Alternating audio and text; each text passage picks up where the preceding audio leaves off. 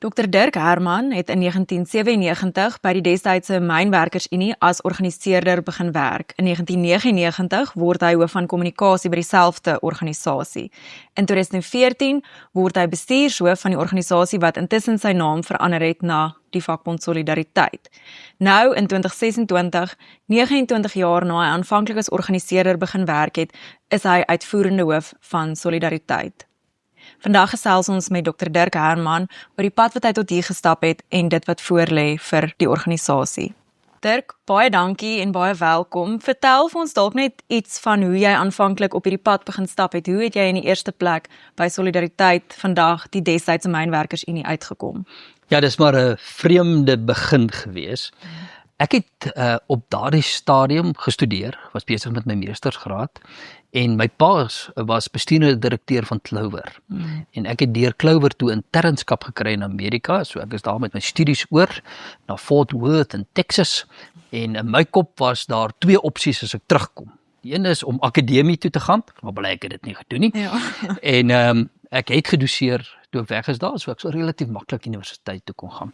Of die ander opsie was gewees om in die besigheidswêreld in te gaan. Dit was eintlik my logiese keuse gewees. My pa's by Clover, hy's 'n sakeman, ek het heelwat geleenthede in die saakomgewing.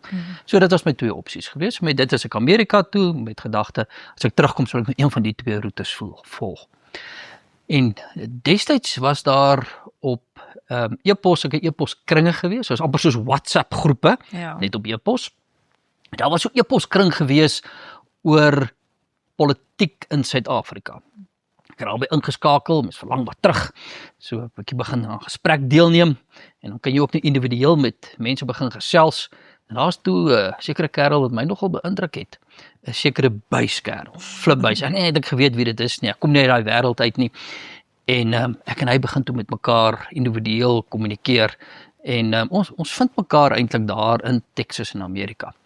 En op 'n stadium toe vlieg ek van Fort Worth af Las Vegas toe vir die werk. Ja. En nou vlieg jy daar oor hierdie woestyn. En toe ons land daar in Las Vegas, toe dink ek by myself, hoor hierso, dis net ongelooflik, nee, hierdie mense moes ergens 'n visie ander kant die woestyn gehad het. Toe ek terugvlieg, toe skryf ek 'n storieetjie oor die visie ander kant die woestyn. En ek e-pos dit toe vir hierdie meneer Buys. En meneer Buys laat weet my toe, so 'n rukkie later terug. Hy is nou aangestel by die Mynwerkersunie. Maar nie helemaal seker wat sy Mynwerkersunie. En hy sê toe vir my, as ek terugkom Suid-Afrika toe, moet ek by hom kom koffie drink. En ek moet hom kom help om 'n visie ander kant die woestyn te vestig. Nou, ek het dit nie mooi verstaan nie. So ek gaan toe terug en ek kom drink toe koffie by hom. Ja. En Flip vang my toe. Ek sê altyd die Here slaam mens partykeer met blindheid. Want ek het nie die instelling gesien nie, maar ek het Flip se droom gesien. So die instelling, die werklikheid was blindheid, maar Flip het my verduidelik van waarna toe ons op pad moet wees. En hy het die hele idee van die beweging vir my geskets. En baie van dit wat ons nou beleef, het Flip vir my gesê. So word ek toe aangestel en ek begin toe werk by die ou Mynwerkersunie. Maar weet jy, my pa is 'n wyse ou man. Hy is op die oomblik, hy is nou 90 jaar, op baie helder. Ja. Ook heel wat boeke geskryf en so aan. Nou sê hierdie sakeman, sy verwagting is seker ek moet daar by die maatskappy kom werk. Sê ek vir pa, ek het 'n aanbod gekry by die Mynwerkersunie. Ek het nog gewonder wat gaan hy reageer. En wyse ou pa was, geluk my seun. En so begin ek toe by die Mynwerkersunie. Maar Monica, die Mynwerkersunie was 'n bankrotorganisasie. Ja. In vele opsigte. Hy was 'n bankrot aan idees. Ons was heeltemal vasgeverf geweest, want die Mynwerkersunie was eintlik redelik hier aan die regter kant van die politieke spektrum ingeverf. Ja. En baie van hulle bestaansrede was om die oorgang te stop. So dit was eintlik weerstand teen die verandering wat kom. En hier gebeur die verandering. En daar's ons bankrot in idees. Ja, nou wat? Nou wat? So ons hele ek sê die ou Mynwerkersunie se bestaansrede het eintlik ingeval. Dit was nie net die Mynwerkersunie, dit was eintlik al die Afrikaner organisasies wat op daardie stadium in 'n absolute bestaanskrisis was. Want hulle was almal hier in die ou politiek vasgeverf. Baie van hulle is die nasionale party gewees, dit organisasies van die van die NP en die ander was stidorganisasies van die KP en bietjie daar rondom. En daar val jy ou twee politieke partye en die Afrikaner georganiseerde wêreld is in 'n krisis. En so ook die mynwerkersunie. Bankrot aan idees, maar ook bankrot aan geld. Op daardie stadium was dit letterlik so dat daar nie kontantvloei was om salarisse te betaal nie. En jy sit hier so eintlik met 'n bankrot organisasie. My eie kantoor was so 'n bietjie 'n simbool daarvan. Ek onthou my stoel het nog so gemaak en daar was net so ek dink die vorige organiseerder van wat voor my daar was. Ja. Het waarskynlik sy pophuis toe gebring, want my een muur was pink en my ander muur was pers. Nee? En dit het so die hoek ingesit gewees en daar was dan nou spasie, dit was die deur, dan het ek daar ingestap en dan het ons ou tikmasjiene gehad, ek het nou my rekenaar gebring, want ek weet hoe werk 'n tikmasjien. En so het ek eintlik by hierdie bankrot organisasie begin werk. Ek het regtig begin twyfel, maar ek het geglo aan hierdie droom, aan hierdie ding wat Flip geskets het. En so het ek toe begin werk, en so het ons begin bou aan 'n visie ander kan die woestyn. Ja. En vandag is die beweging totaal iets anders, is 'n kragtige organisasie. Net om so vinnig, ek weet ons gaan waarskynlik 'n bietjie praat oor hoe die pad verder geloop, maar op daai stadium was ons, niemand weet eintlik niemand, die statistiek was nie reg nie, ons was seker so sê maar 25.000 lede. Daai vandag is so 600.000 betalende mense wat deelneem aan die beweging. Dit is net 'n reusagtige verskil. Ja. So baie groot dankbaarheid en alle respek en liefde teenoor my goeie vriend en mentor Flip. Ja, en Dirk, dit is ongelooflik as jy nou verduidelik in watter toestand die organisasie was, maar ook wat die konteks was. En daar het soveel verander. Ek dink die konteks waarin die organisasie destyds bestaan het was onseker, woes, wild. Dit was in 'n sekere opsig ook 'n woestyn waarin daar een of ander pad gebaan moes word, die toekoms in, wat werkbaar is, wat volhoubaar is. En as ek nou so luister na die rol wat jy gespeel het, jy het al verskillende posisies beklee in hierdie organisasie, ook in verskillende fases van die organisasie en ook in verskillende kontekste van Suid-Afrika die afgelope 30 jaar. Hoe het jou rol sedertdien verander? Wat is die verskillende fases waardeur jy in die organisasie was en waar is jy vandag? Ek dink wat jy vertel oor konteks is ongelooflik belangrik. Kom ons kyk net so 'n bietjie na daai konteks. Ek het begin by die ou mynwerkersunie 1997 gewees. Nou daardie konteks moet jy onthou is eintlik in 97 was daar eintlik nog 'n euforie oor Suid-Afrika gewees. Nelson Mandela trek 'n rugby trui aan en almal is opgewonde. Almal sê hierdie oorgang was toe glad nie so erg nie. En hulle sê vir daai regses, hoor hierso, julle wat kersse opgegaar het, water geberg het, dit was toe nie nodig nie. Hulle het natuurlik net so 'n bietjie vroeg gewees met kersse en water, en as jy dit toe wel later nodig. Ja. Maar toe sit ons nou in die situasie waar daar eintlik 'n euforie is. Daar was op daardie stadium bitter min korrupsie, daar was eintlik goeie ekonomiese groei gewees. Daar was nie sprake dat Afrikaanse universiteite uitgefaseer gaan word nie. Skole was nie onder druk gewees nie. So dit was eintlik 'n relatiewe gladde oorgang, meer glad as wat baie mense sou gedink het.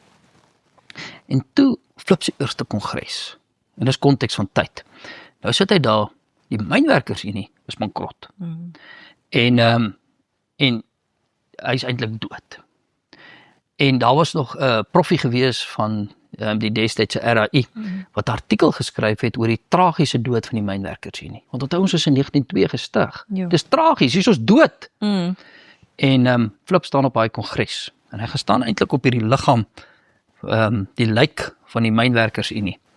En hy sê, ons gaan 'n beweging begin. Nou dit was 'n vreemde konteks van daai tyd, want onthou nou is ons bankrot, hier sê die euforie, en Flip by sê ons gaan 'n beweging begin. Ja. En vir wat? Vir wat? En hierdie bankrot organisasie, ek dink die mense het eintlik vir ons 'n bietjie gelag. Ek het handig geklap, hoor, ek wil dit net op rekord stel. En die vraag is vir wat? En toe, maar wat Flip gesê het in daai toespraak is, hy sê ons moet 'n beweging begin, want die ANC se ideologie is 'n strekkende ideologie. Hulle kan nie regeer nie. Hulle ideologie het 'n geskiedenis van mislukking. Flip het net die vermoë gehad om daardie prentjies raak te sien en om die kolletjies te sien, en ek dink dit was ons krag. Ons kan kolletjies sien wat ons kan verbind. Ek dink daai inkleerprentjies wat mense altyd by skole kry. Wat jy die kolletjies verbind en dan as jy dit verbind, dan is dit 'n hondjie. Ek dink ons moet dit verpligtend maak vir almal. Want mense kan die kolletjies trek nie. Tot vandag toe, die mense kry nie reg om kolletjies te trek nie. En as ons kolletjies trek, dan sê hulle, is julle nou laf, is nie jou hondjie nie, dis kolletjies. Maar dit was hondjies en ons kon dit raak sien. En Flip sê toe kom ons bou 'n beweging en hy sê ons moet 'n antwoord kry vir ons gemeenskap op hierdie euforie wat gaan misluk. Ek onthou nog, ek het gereeld dan maar daar by Flip gaan kuier, want ek was 'n bietjie rof vir my daai eerste tyd gewees, net so terloops. Hulle het my 'n akedus genoem. Ja. Die rede daarvoor was gewees omdat ek uit die akademie gekom het. Ek het nie uit die normale vakmond ranks gekom nie. Ja. Ek dink die ouens het regtig baie van my gehou nie. Hy het Flip gekom en hy het 'n akedus aangestel want ek kom uit die akademie uit. So hierdie akedus het maar swaar gekry daar. Aanvanklik dan gaan kry ek troos. Dan gaan kuier ek al by Flip en Melanie, drink 'n koffie daar. Later toe ek en Elsha getroud is, het ons twee saam gegaan en ons goeie vriende geraak. En dan praat Flip my moed. Vra vir Flip, Flip, jy het nou hierdie ding aangekondig, hoe gaan ons nou bou? Ja. En toe die eerste ding wat ons toe gedoen het, is om nommer 1 die stelsels te verander, ons het ons invorderingsstelsel verander, en daardie invorderingsstelsel het toe groter inkomste tot gevolg gehad. Maar ek was toe eers organiseerder. Ja. Ek het eintlik aansoek gedoen vir 'n ander pos. Flip het 'n navorsingsinstelling begin. Ja. En toe doen ek aansoek as hoof van hy het dit nog noem die strategiese arbeidsraad. Ja. En toe stel Flip my nie aan nie. En hy sê toe vir my, sê Dirk, jy moet die volk leer ken. Hy sê, jy kom hier die akademiese wêreld, uit 'n sake huis uit, gaan leer die volk ken. Jy moet organiseerder word. Ja. So toe moet ek 'n gewone organiseerder op grondvlak gaan wees. Ek met Iskor mynbou was, Iskor werke was maar een van my groot werksplekke, en ek moes daai tyd eintlik die afleggings van die tragiese dood van die Iskor werke hanteer het. So toe is ek nou daar eintlik so 'n bietjie in 'n vakmond, harde vakmond omgewing. En toe kom Flip, maar ons kyk, mense het nie met 'n tang aan ons gevat nie. Nie met 'n tang nie. Jy weet, veral nie die media nie. Hulle het nie van ons hou nie. Hulle het eintlik 'n bietjie gegril vir ons. Ons is daai klomp regse irrelevante groep. Ja. En toe besluit Flip my wil ek kommunikasiemense aanstel. Fyn. En toe gesels Flip met my. En hy, nou soos drink 'n bietjie koffie daar en so aan. Sê ek van, Flip jong, dit wat jy vir my geskets is nie heeltemal wat ek beleef op die grond nie. Nou 'n bietjie en toe sê Flip vir my, maar ken ek nie wie dink ek moet hy aanstel as kommunikasiehoof van die ou mynwerk. Ons moet 'n kommunikasiehoof kry. En ek het toe op iemand wat saam met ons gestudeer het, gedagte gehad, tel hom toe vir Flip voor. Hy sê nee, ek dink nie so nie. Ek sê Flip, wie dink jy? Hy sê jy. Ek Flip, maar ek weet niks van kommunikasie af nie. Ek het arbeidsverhoudinge gestudeer, ek het 'n M in arbeidsverhoudinge, ek het 'n regsgraad en so. Hy sê my Dirk, jy moet dit wees. En toe raak dit my opdrag om hierdie ou argaïese organisasie, en ek onthou nog hoe daai destyds Chris Lou by Monitor, gaan sien, dan sit ons so eentjie weg van Chris, so Jan de Lange, moet sê Jan de Lange van die destyds by die Beeld sake, hy het ons raak gesien. Hy het gesien, maar hoor jy, so hier's iets anders, Hy kon dalk ook die kolletjies verbind. En ek dink hy het ook die kolletjies, toe begin hy skryf. So toe begin ek nou destyds as kommunikasiehoof, maar ek is maar 'n bewegingsmens, so ek was betrokke by die geboorte van elke instelling. Veral in die begin moes ons nog maar alles gedoen het. Ek was 'n rukkie die uitvoerende hoof van die Helpende Hand ook gewees, en was betrokke destyds vir Callie Kriel toe net daarna 2 jaar later gewerf. Hy was destyds by die Vryheidsfront. Hy was hierdie dinamiese jong ouetjie. Nou is hy nog steeds dinamies, maar ek sal nie Callie meer as jonk noem nie. En toe was Callie word toe ons bemarkingshoof. En toe Callie sy eerste plakkaatveldtog was nog gewees. Tye het verander. Jy het die MWU nou nodig. Dis nou Callie se. En toe het ons vir Henk Skalekamp, Henk was eintlik net voor Callie aangestel. Toe het ons vir Henk gekry, Henk wat vandag natuurlik uitvoerende hoof van Kampon is. So toe begin ons span sterker maak. Eintlik almal jong ouetjies. En die rede hoekom jong ouetjies so belangrik was, is ons het niks gehad om af te leer nie. Ja. Jy weet, ons het nie 'n geskiedenis gehad nie. Het nie bagasie. Ons het nie bagasie nie, Ja. ons het maar ingespring en ons het hierdie plek maar nou begin bou. En so toe het ons nou begin, ons eerste instelling was hier, help aan die hand, daar gehelp om van die grond af te kry, toe AfriForum, toe Soltech, toe Akademia, en elke instelling het ons daar in ons gebou, die Solidariteit gebou begin. Elke liewe instelling So. het daar begin, ons het gespot, die, ek weet nie, is ons nou die Hospitaal Femina, Ja. wat baie mamas geboorte gee. En sy vorige naam was die Moedersbond. Ons het gespot en gesê, ons kantoor se naam is die Moedersbond. Want so het ons geboorte gegee. Soltech Ja. is daar in daai gebou gebore. Ons het so in een kantoor het ons sulke mooi elektriesiënstasietjies opgesit. En dan het ons, Monica, ons het dit mense gaan spog daaroor. Ek Ja. kry so skaam, ek wens ek kan vir daai mense gaan sê, hoorie, so ekskuus dat ons dit vir julle gewys het. Nee, Kom maar dit- kyk nou. Maar mens moet iewers begin en dis ongelooflik. Jy kan dalk enkele van daai stories vertel want ek kan nie dink dis maklik om 'n vakbond hier en dan is jy hier besig om 'n helpende hand te stig terwyl Soltech in die kantoor langs aan begin swys. Dit is Dit is interessante tye. Dis presies wat gebeur het. Dit was letterlik dat ons het Mynwerkersunie, of dit is nou toe nou later verander Solidariteit toe in 2001 vergaderings gehou. En dan het ons 'n hoofraadsvergadering, die raadsaaltjie was ook daarbo. Dan moes ons uitgaan en die Soltech oudjies gaan stil maak. En so hoor jy, so wag net so 'n bietjie, moet nou nie so raas nie. En so het ons begin om die instelling te bou. Ek het toe was my heeltyd betrokke. Solidariteit is maar wie ek is my identiteit. Ek het oranje, dink ek, my bloed is oranje. Ja. En toe het ek later eers adjunk geword van Flip en toe later bestuurshoof. En die rede hoekom ek toe die bestuurshoofrol begin oorneem het, is die beweging het baie groot begin raak.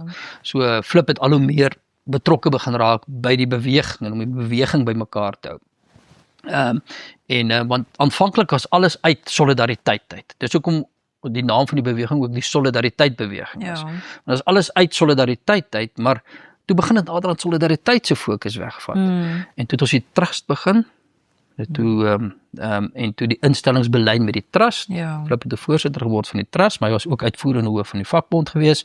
En ek het meer verantwoordelikheid oorgeneem binne die vakbond self as bestuurshoof van die vakbond. Dis presies wat ek nou volgende wil vra is, as moederbond organisasie Solidariteit, hoe het julle dit reg gekry? Jy het nou 'n bietjie verduidelik die trust is gestig, maar voor dit, hoe het julle dit reg gekry om jou identiteit as organisasie te behou, om te verander en aan te pas by die tye soos wat 'n mens moet om relevant in die werksplek te bly, terwyl jy soveel geboortes skenk in 'n sekere sin aan soveel ander organisasies. Wat het dit geverg en wat was die sleutel tot sukses in daai opsig? Die sleutel tot sukses is die woordjie federalisme. So ek kan 'n bietjie 'n trekkie teruggee. Baie keer word ons geverf in 'n hoekie, waar mense sê, ja, ons kom uit daardie era wat alles teengestaan het en wat nie enigsins vorm van oorgang wou gehad het nie. Ons wil apartheid beskerm het, as ons sin sou gekry het, sou daar apartheid gewees het tot vandag toe. So daar's nog so vreemde wysheid wat mense sê en dan glo hulle self naderhand. Maar toevallig was ek en Flip en Callie en toevallig en ook Willie Spies. Ons was al 4 in 'n skool in die meer konservatiewe omgewing wat glo het om federalisme as 'n antwoord op die oorgang. En om die waarheid te sê, ek en Callie en Willie het moeilikheid gekry destyds in die KP oor ons federale idees. Want hulle het gesê, nee, baie het gesê, die land moet net bly net soos wat hy is. Ons het gesê, nee, wag 'n bietjie. Hier kort 'n nuwe bedeling. En die nuwe bedeling moet 'n federale bedeling wees. En aan die ander kant was daar dan mense gewees wat sê, nee, dit moet nie 'n federale bedeling wees nie, daar moet 'n eenheidsstaat wees. So daar was die ou staat, die eenheidsstaat en die federale bedeling. En ons het in die middel van daai federale bedeling gestaan. En ek wil amper sê, het hulle maar net na ons geluister. Want Suid-Afrika kan nie 'n eenheidsstaat wees nie. Kan ook nie die ou staat gewees het nie. Federalisme is die antwoord. Maar ons het nie weggestap van ons idee van federalisme nie. Ons het wel 'n oorgang gemaak en sê, alright, ons verstaan, hier is nou nie hierdie politieke skikking rondom federalisme nie, waaroor ons baie spyt was, ons dink dit was 'n fout gewees. Mense moet ons eerder erkenning gee vir ons insig dat daar federalisme moet wees, as om ons te kritiseer. En toevallig baie, die mense wat ons kritiseer, se bestel werk glad nie. Ja. So wat ons toe gedoen het, is ons het vir mekaar gesê, maar wag 'n bietjie, ons 'n ander soort bestel kry. Nog steeds 'n federale bestel waaroor ons beheer het. Ja. Ons het nou nie meer 'n politieke federalistiese stelsel is nie. En die een waaroor ons beheer het, is gemeenskapsfederalisme. So waar 'n gemeenskap sê, ons neem vir ons federale magte op self. Dis waar ons sal self vandaan kom.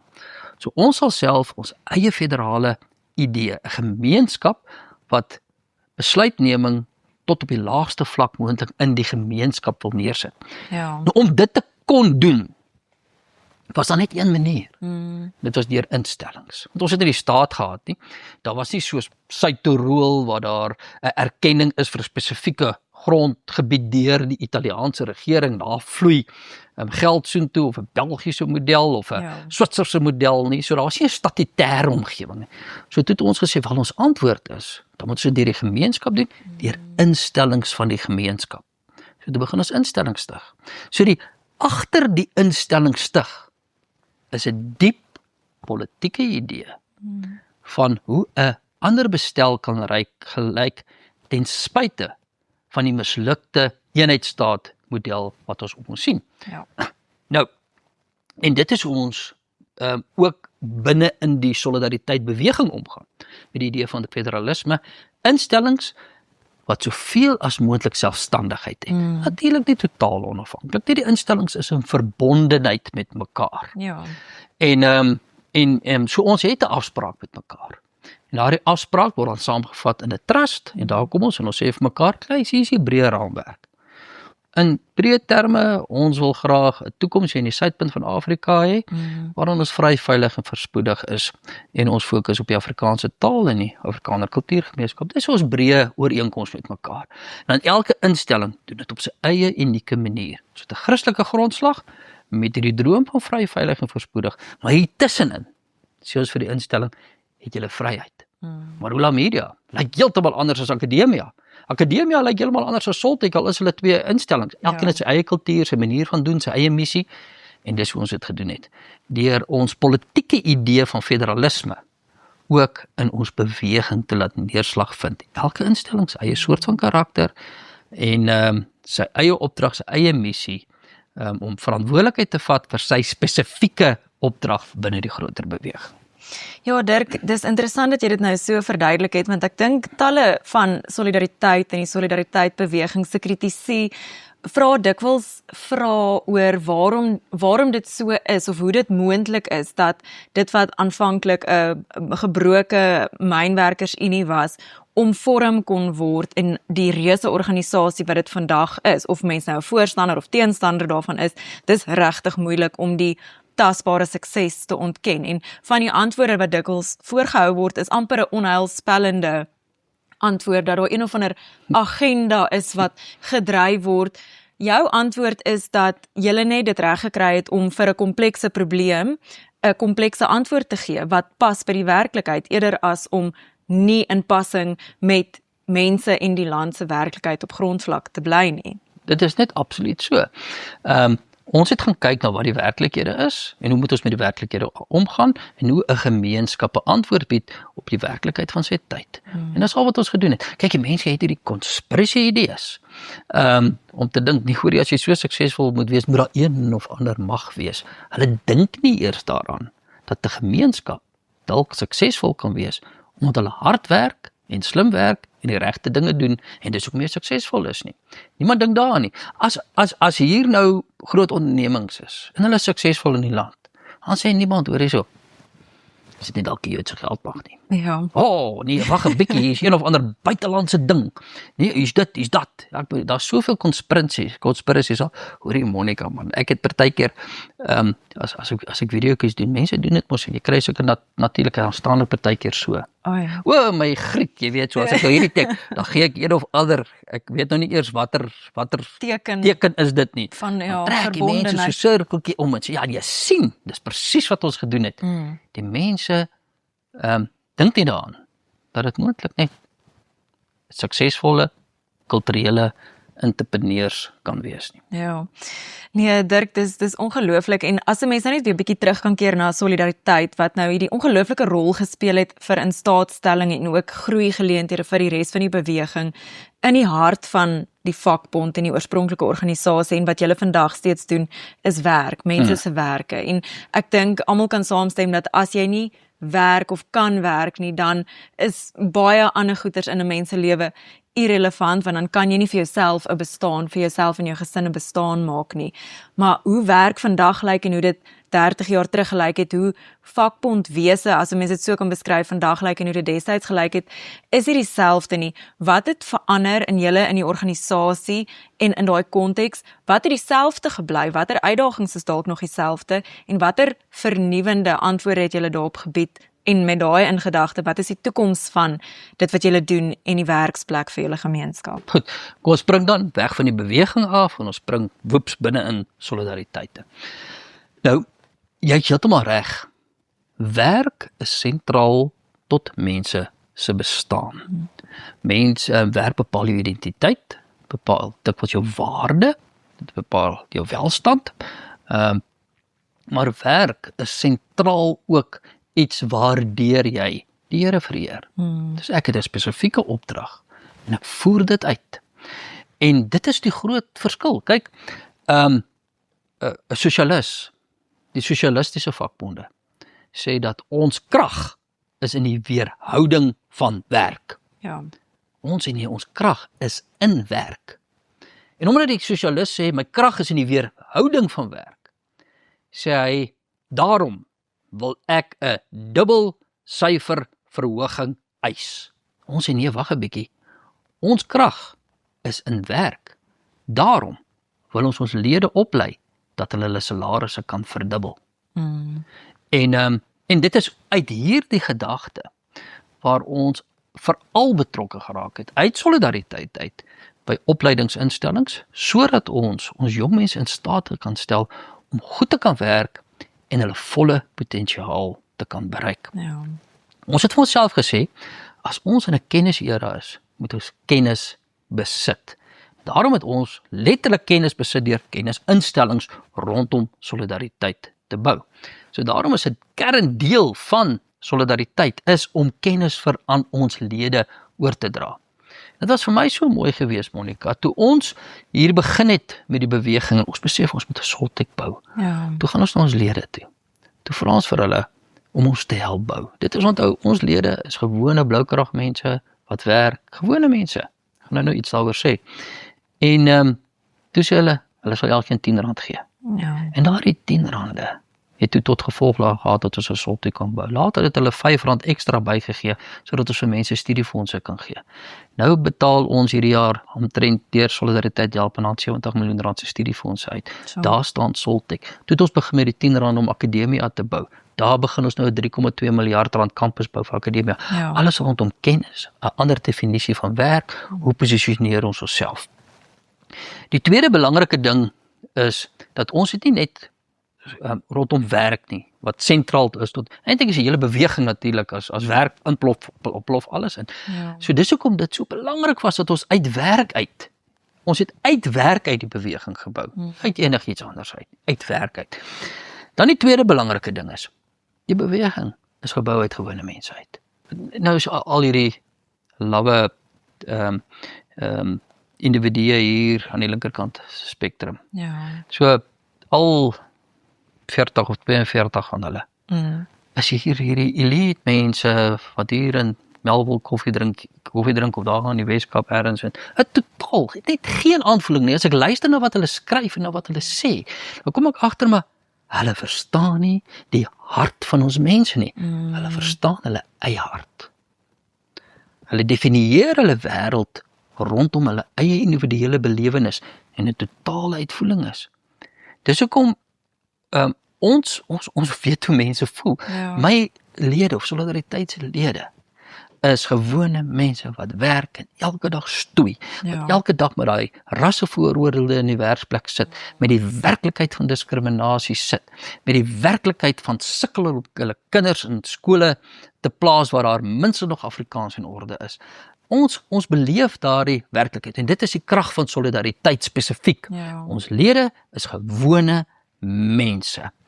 Ons is gebore uit werk uit en dan het ons kennis rondom werk begin versamel.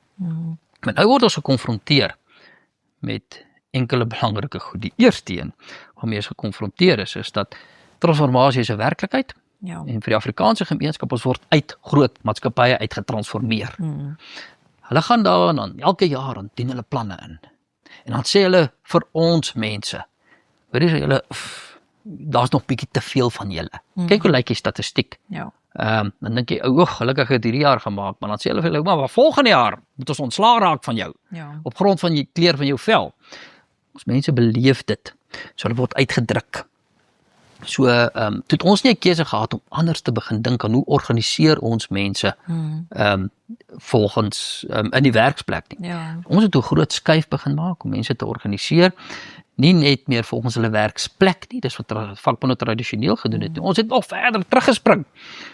So mense is reg, ons kyk partykeer terug in die verlede, ons het gekyk na die ou Europese gilde konsep, en toe begin ons met beroepsnetwerke. Nou organiseer ons mense volgens hulle beroepe, beroepsnetwerke, ons vestig plekke waar mense kan veilig voel, en ons bring ons jong mense deur die beroepsnetwerke in die werksplek in. Elke liewe jong mens wat afstudeer by akademia, vir ons deur 'n beroepsnetwerk 'n plekke in die werksplek kry, en ons help mekaar. Dis die krag van help mekaar. Die krag van solidariteit, saamstaan. So ons beroepsnetwerke begin, en nou het ons begin met 'n ongelooflike opwindende inisiatief, en hy is al lekker aan die gang, maar die kom groot ontwikkelings in 'n jaar of 2 wat voorlê, en dit is 'n platform waar ons 'n wêreld van werk gaan skep. Op daai platform gaan ons werk fasiliteer, voortgesette opleiding, ons doen dit al klaar.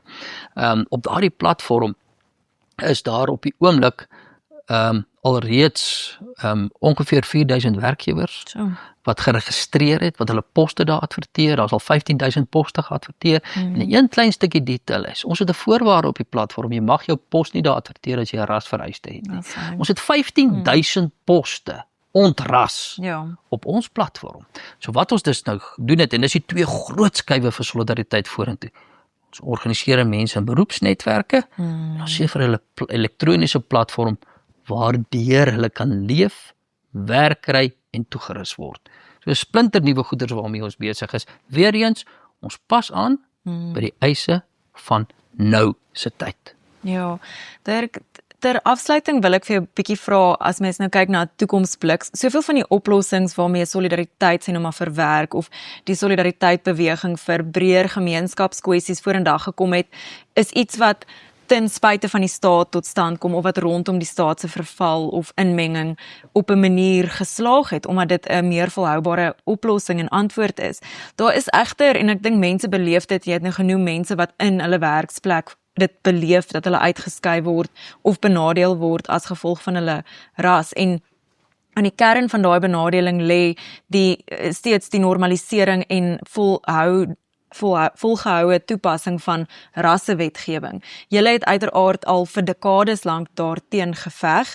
Wat is, as 'n mens kyk na die toekoms van werk en die toekoms van solidariteit, wat is julle verwagting en vooruitsigte in hierdie stryd teen rasgebaseerde wetgewing? Die regering gaan dalk nie 'n sogenaamde sonsondergangsklousule daarop sit nie, maar is daar tog 'n einde in sig, net op 'n laaste noot? Ek het geen twyfel dat daar 'n einde in sig is nie. En daar's 'n klompie redes daarvoor. Die eerste een is die markverwerp inmenging. So op die langer termyn verwerp die mark ras. En ons beleef dit al hoe meer dat die mark eenvoudig ras begin verwerp. Ons sien dit in gewone werkgewers, 4000 van hulle op ons platform, wat net eenvoudig gaan en ras verwerp en advertensies plaas wat nie meer rasvereistes het nie. En so begin ons sien dat daar weerstand kom, dat daar al hoe meer probleme met voldoening kom. Net ongeveer 40% van werkgewers in Suid-Afrika, nie eers 40% nie, voldoen op die oomblik aan swart bemagtigingsvereistes. Slegs 50% van werknemers in Suid-Afrika word oor verslag gedoen in regstellende aksie, of ek gebruik glad nie die woord regstellende aksie nie. Dit is eintlik rasgebaseerde planne nie. Ja. So net 50% word oor gerapporteer. Mens kan sien hoe die ding besig is om uit te rafel. Maar in hierdie proses van uitrafeling is nou natuurlik, dis daai gekweste buffel wat op sy gevaarlikste is voor hy dood neerslaan. En die rede hoekom hy so gevaarlik is dat die korrupsie wat gekoppel word aan swart bemagtiging is geïnstitusionaliseer deur swart bemagtiging. Dit beteken dus hulle veg vir hulle individuele belang. Maar die weerstand is besig om op te bou. Dit gaan mettertyd verdwyn. So wat moet ons intussen doen? Ons moet veg dat dit bars. Ons moet hulle hof toe vat, ons moet hulle ontbloot, ons moet hulle by internasionale platforms aankla. Ons het op die oomblik 4 verskillende hofsaake teen raswette op die oomblik aan die gang. Ons het 'n ooreenkoms gekry by die internasionale arbeidsorganisasie wat raswette baie beperk, waaroor ons nou 'n stryd het nog in die hof om seker te maak dat die regering publiseer dit in die vorm van regulasies. Ja. So aan die een kant is dit veg. Aan die ander kant moet ons mense beskerm teen hierdie raswette, soos ver beskerm, maar die belangrike ding is die bouelement. Soltech maak elke student wat afstudeer tot 'n groot mate vry van rassewette. Ja. Daar is op die oomblik 'n waglys van werkgewers om Soltech studente in diens te neem. Daar's meer poste as studente. Dit gaan dieselfde gebeur met akademia. Hoekom? Omdat hulle uitnemend is en omdat hulle 'n pragtige etiek het en waardes. En so begin ons dus om ons mense vry op te lei en ons sal veg en die mark sal ook sy deel doen. Mettertyd gaan hierdie ding net eenvoudig verdwyn. Ja. Dirk, baie dankie vir jou tyd. Dit was ongelooflik om 'n bietjie terug te kyk op die pad wat jy gestap het, dit wat jy vermag het, maar ook op dit wat die toekoms mag inhou. Ons gesels definitief iewers weer oor die volgende fase. Baie dankie.